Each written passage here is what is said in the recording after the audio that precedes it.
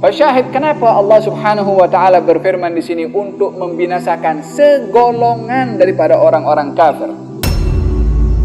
Sebab apa yang sudah menjadi kebiasaan Rasulullah sallallahu alaihi wa ala alihi wa sahbihi wasallam di dalam dakwahnya itu masih mengharap kepada orang-orang yang menyakiti kepada Rasulullah agar supaya mereka mendapatkan hidayah dari Allah Subhanahu wa taala untuk beriman kepada Rasulullah.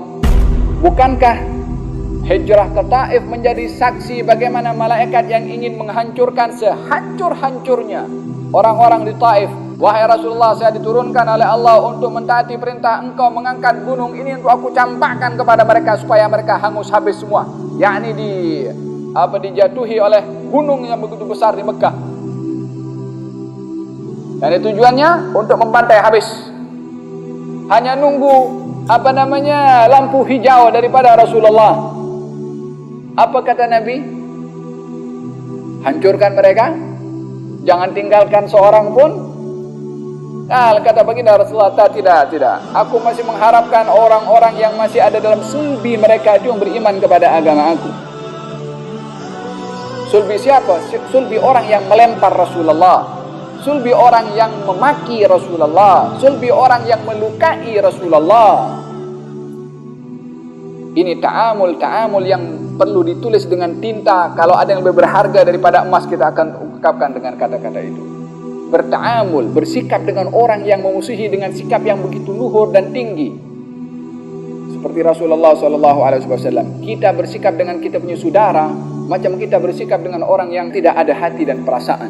Kepada saudara seiman, kepada saudara seagama, lenyap akhlak Nabi SAW daripada kaum muslimin.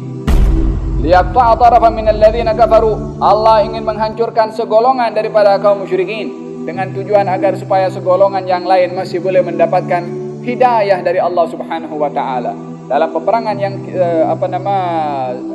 Uhud yang saya kisahkan itu, baginda Rasulullah yang banyak mengeluarkan darah dan ditadahkan darah itu dengan tangan beliau, baginda sallallahu alaihi wasallam bersabda, bagaimanakah sebuah kaum itu, segolongan kaum itu boleh berjaya yang mana kaum itu membantai, melukai Nabi mereka. Maka Nabi khawatir kaum yang menyakiti Rasulullah, orang-orang Quraisy itu yang menyebabkan Rasulullah tersungkur berkali-kali, yang luka dalam peperangan itu. Nabi bersabda, bagaimana mereka boleh berjaya sementara mereka melukai aku? yakni baginda Rasulullah sallallahu alaihi wasallam khawatir mereka tak boleh berjaya, tak boleh diselamatkan. Maka as-sahabah mengatakan, ya Rasulullah, kalau begitu doakan supaya mereka hancur. Kata Nabi sallallahu alaihi wasallam sebagaimana dalam Sahih Muslim, ya Allah berilah hidayah kepada mereka, sesungguhnya mereka tidak tahu saya ini Rasul kepada mereka. Yang didoakan tuh yang ingin membunuh Nabi. Yang didoakan oleh Nabi SAW melakukan hidayah yang memerangi Rasulullah SAW. Mudah-mudahan akhlak seperti ini ada di hati kita dalam interaksi kita dengan orang-orang Islam bersama kita. Kalau ini akhlak Rasulullah kepada orang bukan Islam, orang yang memerangi Rasulullah, apatah lagi kepada kaum muslimin.